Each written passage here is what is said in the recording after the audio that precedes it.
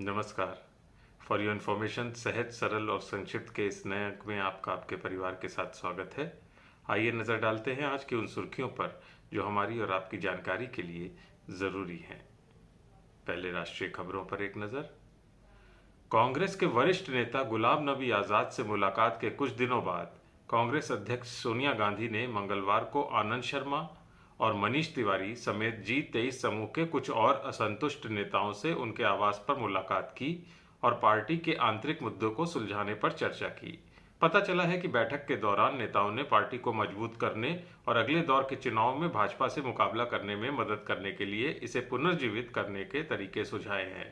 Party सूत्रों के मुताबिक सोनिया गांधी के आने वाले दिनों में G23 के कुछ और नेताओं से मिलने की संभावना भी है, जिन्होंने महत्वपूर्ण संगठनात्मक मुद्दों को उठाया और पार्टी की स्थिति को सुधारने के उपायों का सुझाव भी दिया है। असंतुष्ट नेताओं का ये समूह कथित तौर पर AICC के प्रमुख पदों से राहुल गांधी के कुछ वफादारों को हटाने की मांग कर रहा है और उनके निशाने पर AICC महासचिव KC वेणुगोपाल, मुख्य प्रवक्ता रणदीप सुरजेवाला और महासचिव अजय माकन हैं। सूत्रों ने कहा कि असंतुष्ट समूह को शांत करने के लिए एक या अधिक को स्थानांतरित किया जा सकता है। उधर सपा अध्यक्ष और यूपी के पूर्व CM अखिलेश यादव ने सांसद पद से इस्तीफा दे दिया है। अखिलेश आजमगढ़ लोकसभा सीट से सांसद थे। अखिलेश मंगलवार दोपहर लोकसभा स्पीकर ओम बिरला से मिलने पहुंचे और उन्हें अपना इस्तीफा सौंप दिया। यूपी में हुए विधानसभा चुनाव में अखिलेश ने करहल सीट से जीत दर्ज की थी। अखिलेश के साथ ही पार्टी के वरिष्ठ नेता आजम खान ने भी सांसद पद से इस्तीफा दे दिया है। आजम खान रामपुर लोकसभा सीट से सांसद थे। उन्होंने रामपुर विधानसभा सीट से विधायक भी जीता है। कोविड। सरकार ने मंगलवार को संसद को बताया कि 18 साल से कम उम्र के बच्चों के लिए 4 वैक्सीन को मंजूरी दी जा चुकी है। अभी 12 साल से अधिक उम्र के बच्चों का टीकाकरण हो रहा है। सरकार ने यह भी कहा है कि लक्षित लाभार्थियों में से ज्यादातर को टीका लगा दिया गया है, इसलिए टीकाकरण की रफ्तार धीमी हो गई है।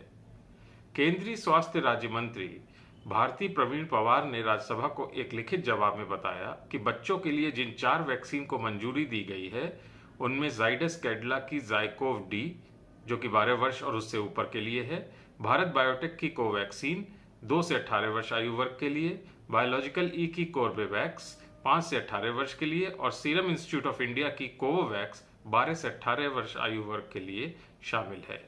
For your information, corona virus के खिलाफ टीकाकरण अभियान के दायरे को बढ़ाते हुए 16 मार्च को उसमें 12 से 14 वर्ष आयु वर्ग के बच्चों को भी शामिल किया गया था।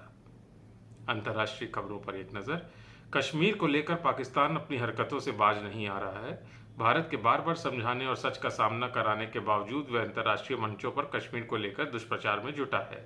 मंगलवार से शुरू हुई 2 दिवसीय इस्लामी सहयोग संगठन OIC की बैठक में भी पाकिस्तान के प्रधानमंत्री इमरान खान ने कश्मीर का राग अलापा और कहा कि 57 सदस्यीय समूह में एकता नहीं होने से हम कश्मीर पर कुछ नहीं कर पाए। इमरान खान ने यह मुद्दा ऐसे समय में उठाया है जबकि प्रधानमंत्री के तौर पर खुद उनकी कुर्सी दांव पर लगी है। उनके खिलाफ विपक्ष के अविश्वास प्रस्ताव पर 25 मार्च को मतदान होना है और अभी जो हालात बन रहे हैं उसमें उनका जाना लगभग तय है। यहां संसद भवन में OIC के विदेश मंत्रियों की 48वीं परिषद में उद्घाटन भाषण में इमरान खान ने कहा, हम कश्मीर और फलस्तीन दोनों जगह के लोगों की मदद करने में नाकाम रहे। हम 1.5 अरब हैं लेकिन विभाजित हैं और वे यानी भारत और इजराइल ये जानते हैं, वे हमें गंभीरता से नहीं लेते हैं। Good to no.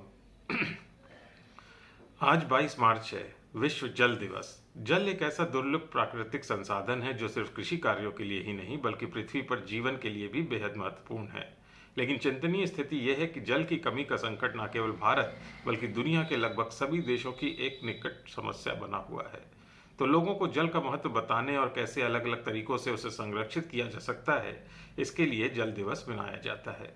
विश्व जल दिवस मनाए जाने की घोषणा संयुक्त राष्ट्र द्वारा साल 1992 में ब्राजील के रियो दी जेनेरियो में आयोजित पर्यावरण तथा विकास का संयुक्त राष्ट्र सम्मेलन UNCED में की गई थी। पहला विश्व जल दिवस 22 मार्च 1993 को मनाया गया था।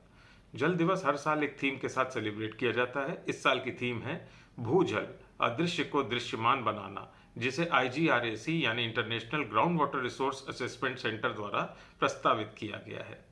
विश्व जल दिवस के मौके पर तरह तरह के कार्यक्रमों का आयोजन होता है।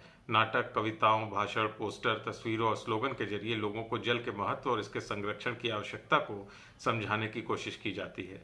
वास्तव में जल ही जीवन है। जल के महत्व को बताने के उद्देश्य से हर साल 22 मार्च को विश्व जल दिवस मनाया जाता है।